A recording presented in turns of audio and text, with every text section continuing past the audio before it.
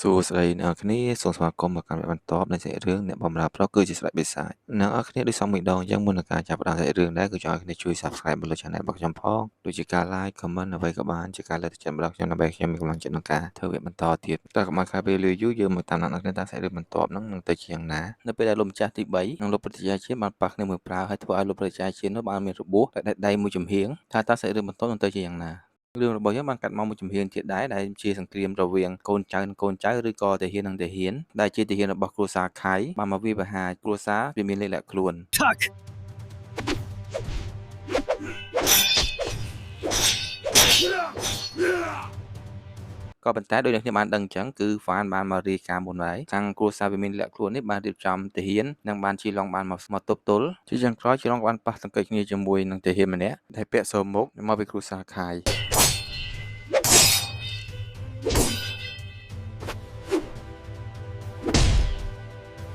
ការប្រយុទ្ធគ្នានេះដែរគឺយល់បានយកឈ្នះតែមកយល់បានភ្ជង់ដែរទៅលើគេហើយក៏បាននិយាយថាសម្រាមនៃគ្រួសារជ្រោះច្រឡំពិសាយើងចាំឯងយូរហើយរឿងរបស់យើងបានកាត់មកខាងមុខទៀតដែរដោយយើងមិនដឹងថាបរិបទមកនឹងទៅជាយ៉ាងណានោះទេបន្ទាប់មកជីឡុងក៏បានបន្តនាំទាហានរបស់ខ្លួនមកប្រយុទ្ធជាមួយនឹងទាហានរបស់គ្រួសារខៃបន្តទៀត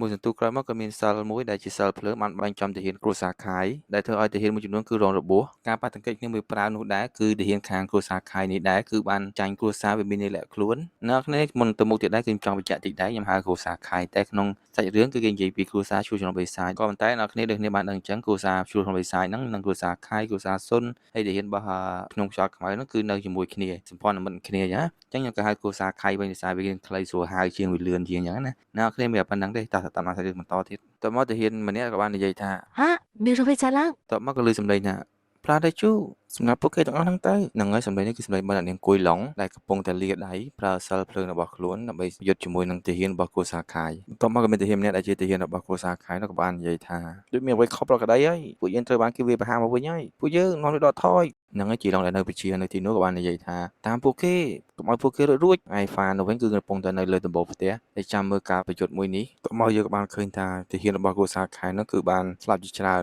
នរីឯហ្វាក៏បាននិយាយដែរថាតើនេះឬជាការដាក់អន្ទាក់គ្រួសារជួសជុលបិសាចនេះគឺលះបង់មនុស្សជាច្រើនហើយគ្រាន់តែជួយគ្រួសារលៃដែលមានបញ្ហាជាមួយនឹងគ្រួសារលូតែប៉ុណ្ណោះតមកហ្វាក៏បន្តនិយាយទៀតថាតើពួកគេកំពុងតែធ្វើអីហ្នឹងផែនការស្អីទៅបន្ទាប់មកយើងក៏បានឃើញមានស្មៅនៅមួយក្រុមដើរចេញមកដែរដែលយើងមិនទាន់ដឹងថាពួកគេជាមនុស្សខាងណានោះទេបន្ទាប់គេបានឃើញថានេះគឺជាមីងដែលមកពីគ្រួសារជួសជុលបិសាចជាមួយនឹងទាហានរបស់គេបន្ទាប់មកមីងក៏បានតបជញ្ជាំងមួយជើងហើយក៏បាននិយាយថាយកសិភៅបាតដៃនេះបញ្ច្រាស់មកហើយសម្រាប់នរណាទាំងអស់ដែលនៅទីនេះកុំទុកឲ្យពួកគេនៅរស់បន្ទាប់ពីនិយាយបានមួយសន្ទុះមកក៏លើសម្លេងថាសុំទោសឯងអាចឆ្លងកាត់ទីនេះបានទេហ្នឹងហើយសម្លេងនោះគឺសម្លេងរបស់ហ្វានដែលគាត់នៅលើដំបូលផ្ទះស្រាប់កំពុងតែឈរមើលការប្រយុទ្ធស្របពេលដែលមីងមកដល់នេះគឺដល់វគ្គហ្វានមកចេញស្នាដៃម្ដងហើយរីឯមីងគឺញាប់អាយមែនតើដែលធ្វើទៅមុខថាចុំណាគេវៃរីឯហ្វាននោះបានលុតចុះពីលើដំបូលនោះមកគឺសង្ហាមែនតើហ្វានបន្ទាប់ពីបានឈរបញ្ចេញរៀងរួចមកក៏បាននិយាយទៅវិញថាឯងគួរតែត្រឡប់ទៅក្រោយវិញហើយចាក់ចេញពីនេះឲ្យឆាប់ទៅមុននឹងជួតឯងទៅសឹងខ្សៃហ្នឹងហើយមីងនោះវិញគាត់ទៅលឺហើយគឺអត់បាននិយាយច្រើនទេគឺបាននិយាយទៅវិញថាឯងហ្នឹងហើយមកពីគ្រួសារលូ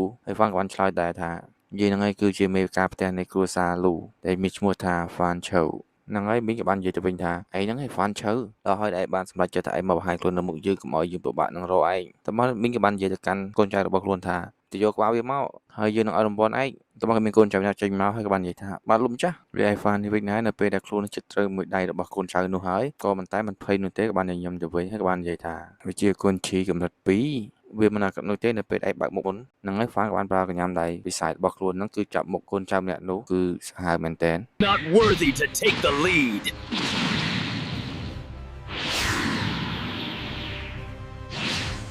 ហ្នឹងហើយដែលធ្វើឲ្យកូនចៅនោះបានស្រែកថា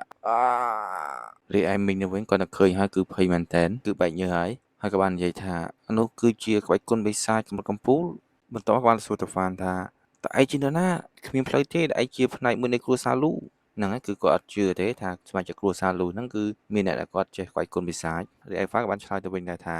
ល្អលោកខ្ញុំគ្រាន់តែជាតាកាចាស់ម្នាក់ដែលបោកប្រាស់តែប៉ុណ្ណោះហ្នឹងហើយគឺគាត់ប្រើសម្ដីរបស់គាត់ដែលគាត់ធ្លាប់និយាយជាមួយនឹងមីងហ្នឹងនៅភ្នំខ្យល់ខ្មៅបើសិនជាអ្នកនេះអត់បានមើលទេអាចទៅមើលវិញបានរីឯមីងទៅវិញទៅពេលដែលលើកហើយគឺចាំបានសម្ដីមួយនេះហើយក៏បានខឹងមែនតើហើយក៏បាននិយាយថាគឺឯងតើឯណាពីរអ្នកទៀតរីឯហ្វានទៅវិញគាត់ទៅលើហើយក៏បានសើចហើយក៏បាននិយាយទៅវិញថា តែឯងល្ងងមែនបើសិនជាយើងមកដល់ទីនេះបានអញ្ចឹងពិតណាស់យើងនឹងនាំពីអ្នកគេនោះមកទីនេះដែរបន្ទាប់ពីបានលើសម្ដីហ្វានហើយមីងនេះគឺខឹងមែនតើបានក្តាប់ដៃមែនតើហើយក៏បាននិយាយថាយើងស្ដាយណាស់ដែលយើងអាចបានស្លាប់ឯងនៅពេលដែលយើងមានឱកាសដែលហ្វាននេះដែរបានឆ្លើយទាំងឌឺដងទៅវិញថាឯងមិនអាចនោះទេព្រោះឯងមិនដឹងថាខួយនៅទីណាការដែលលាក់ខ្លួននៅក្នុងខ្យល់ខ្មៅជាយូរណាស់មកហើយក៏ប៉ុន្តែឯងបែរជាគ្មានចាប់ផ្លឹកចឹងមានន័យថាឯងជាមនុស្សអត់ចេះប្រយ័ត្នដូច្នេះហើយទីតាំងរបស់ខួយគឺជាបញ្ហារបស់ឯងដែលធ្វើឲ្យឯងអាចស្លាប់ពួកយើងបានហ្នឹងហើយដែលឯងមីងនេះវិញនៅពេលដែលបានលើសម្ដីរបស់ហ្វានហើយគឺរៀងខឹងផងភ័យផងបែកញើសផងហើយគាត់គិតក្នុងចិត្តថាគេអាចមើលយើងធ្លុះគេពិតជាគួរឲ្យខ្លាចយើងតាចាស់តែនោះនៅឯគ្រួសារជួយក្នុងបិសាចទៀតយើងអាចធ្វើឲ្យគេមានជីវិតបាននោះទេហ្នឹងហើយបន្ទាប់ពីបានគិតឲ្យមីងនោះក៏បានប្រើយុទ្ធសាស្ត្ររបស់ខ្លួនតែប្រើមិនតែពីរទេដើម្បីទៅវាយប្រហារហ្វានក៏ប៉ុន្តែហ្វាននេះវិញគឺអត់បានខ្លាចនោះទេបានញញឹមមកវិញហើយក៏បាននិយាយថាឯងកំពុងតែមករកសម្រាប់យើងមែនជាមួយក្បាច់គុណវិញ្ញាណដែលប្រើកម្លាំងធាតុឯងទាំងអស់មែនដែលមីងនេះវិញគាត់ទៅលើហើយគឺអត់បានបញ្ឈប់នឹងការវាយប្រហាររបស់ខ្លួននោះទេក៏បន្តការវាយប្រហារដដែលហើយបានឆ្លើយទៅហ្វានវិញថាយើងមិនល្ងងដូចខ្វានយោទេយើងមិនទុកឱកាសឯងដើម្បីឯងតដៃយើងនោះទេហ្នឹងហើយគឺមីងនិយាយទាំងជឿជាក់ទៅវិញដោយមិនដឹងថាហ្វានជានរណាតែហ្វាននេះវិញគឺបន្តញញឹមដដែលទេគឺអត់បានភ័យខ្លាចនោះទេរីឯមីងនេះវិញនៅពេលដែលជិតមកដល់ហ្វាន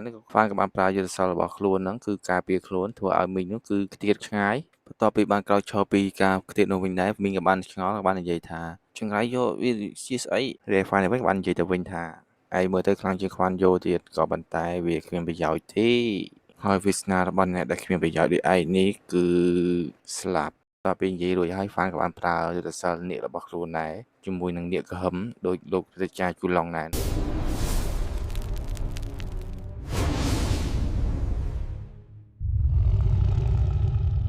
ហ្នឹងហើយពិតជាខ្លាំងមែនហ្វារបស់យើងគឺអាចប្រើវិជាសិលពិសាចផងហើយក៏អាចប្រើវិជាហៅនាគដោយលោកព្រះរាជាជូឡុងដែរបន្ទាប់មកនាគនោះក៏បានចាប់ផ្ដើមវាយប្រហារមីងដែលធ្វើឲ្យមីងនោះគឺតក់ស្លុតមែនតើក៏ប៉ុន្តែមួយរំពេចនោះអ្នកនាងយូទាំងឡៃក៏បានមកនិយាយជាមួយហ្វានថាឈប់ភ្លាមវាហ្វាននេះវិញនៅពេលដែលលឺហើយគឺធ្វើមុខបែបចំស្អីដែលនេះរបស់ហ្វាននោះគឺបន្តវាយប្រហារមីងដដែលទេក៏ប៉ុន្តែមួយរំពេចនោះភ្លាមនោះដែរគឺសាតែមានយុទ្ធសាស្ត្រមួយហើយក៏មានច្បាប់ដូចជាគ្រួសារឆ្លងបិសាចដែរក៏បានមកចាប់ចងនេះរបស់ហ្វានគឺអត់ឲ្យធ្វើអីកើតទេហើយហ្វានក៏បាននិយាយថាមានអ្នកណានៅទីនេះរីឯអ្នកនាងយូទីងឡៃនេះគឺអត់ខ្វល់អីទេគឺអត់ដឹងរឿងអីទេមកនិយាយជាមួយហ្វានថាតែអត់លឺយើងថាយើងឲ្យឯងឈប់ទេហើយហ្វាននោះវិញគាត់ទៅលឺហើយបានឆ្លើយទៅវិញថាអ្នកណាក៏ដោយឲ្យតែឈរបាំងផ្លូវរបស់យើងគឺជាសត្រូវរបស់យើងទាំងអស់ហើយអ្វីយើងត្រូវស្ដាប់សម្ដីនាងហ្នឹងហើយកំឡុងពេលតែពីរអ្នកគេកំពុងតែនិយាយគ្នាស្រាប់តែមានយុទ្ធសាស្ត្រមួយហើយក៏បានលើកចេញនៅបរិមម្នាក់ចេញពីប្រពន្ធនោះចូលមកខាងក្រោមហើយហ្វានហើយអ្នកយូទីងឡៃនេះគឺញាប់ឲ្យមែនតើចំណាគេនេះហើយបរិមនោះក៏បាននិយាយទៅកាន់មីងថាមីងថយក្រោយរីឯមីងនេះវិញនៅពេលដែលលឺហើយក៏បាននិយាយទាំងខឹងវិញថាអត់ទេលោកប្រជាជនខ្ញុំទៅស្ដាប់ហ្វានឈើនៅដល់ផ្ទាល់ដៃមួយសន្ទុះក្រោយមកក៏លឺថាផាច់ហ្នឹងហើយគឺមីងត្រូវបានលោកប្រជាជននោះគឺដាក់មកដៃគឺធ្វើឲ្យគេខ្ទាតម្ដងទៀតហើយបន្ទាប់មកលោកប្រជាជនក៏បាននិយាយឲ្យមីងថាតែឯងគិតតែឯងហ្នឹងខ្លាំងមែនរីឯមីងនេះវិញនៅពេលបានក្រោកឈរហើយក៏បាននិយាយទៅកាន់លោកប្រជាជនថាលោកប្រជាហេតុអីក៏ប៉ុន្តែលោកប្រជាជននោះគឺបានសម្ដងមកខាងមីងនេះវិញដែរគឺមើលទៅគួរឲ្យខ្លាចមែនទែនហើយក៏បាននិយាយថាយើងធ្លាប់គិតថាឯងជាមនុស្សដែលចេះគិតគូរវែងឆ្ងាយក៏ប៉ុន្តែនៅពេលដែលយើងបានឃើញហើយយើងមកប្រៀបធៀបជាមួយនឹងអាល្អិតនេះឯនេះគឺដូចជាមេនឹងដេញចឹងហ្នឹងហើយគឺអាណិតមីងមែនតើគឺត្រូវរហូតដូចនឹងសៀវទីងដែរសិនជាគ្នាបានមើលវគ្គត្បូងនៅពេលដែលនាងយន្តឆានទៅរកសៀវទីងនៅគ្រួសារខៃហ្នឹងគឺសៀវទីងនៅពេលដែលថាអ្នកនាងយូហ្វៃនិងហ្វានឆ្លោះគ្នានេះគឺសៀវទីងគេត្រូវរហូតគឺត្រូវហ្វានវាយរហូតដែរគឺអាណិតមែនតើហ្នឹងគ្នាតោះមកតាមរឿងបន្តទៀតវិញតែឯហ្វាននេះវិញនៅពេលដែលលឺហើយគឺធ្វើមុខបែកឆ្ងល់ដែរបន្ទាប់មកលោកប្រជាជននោះក៏បានមកនិយាយជាមួយហ្វានថាយើងនឹងតើខែឯងមួយបើសិនជាឯងចង់ចូលរួមជាមួយនឹងគ្រួសារជួសជុលបិសាចយើងនឹងអត់ទោសរាល់កំហុសដែលឯងបានប្រឆាំងជាមួយនឹងគ្រួសារជួសជុលបិសាចយើងដែលហ្វាននេះដែរគាត់ទៅលើហើយគឺញញឹមថាហើយក៏បានឆ្លើយទៅវិញថាអត់ចាក់អារម្មណ៍ផងនៅដល់គ្នាវគ្គនេះដែរគឺសូមចប់ទៅនឹងសិនសម្រាប់គ្នាបានរីករាយនៅសាច់រឿងបន្តរបស់យើងហើយចាំជួបគ្នានៅវីដេអូបន្តទៀតអរគុណច្រើនបាយបាយ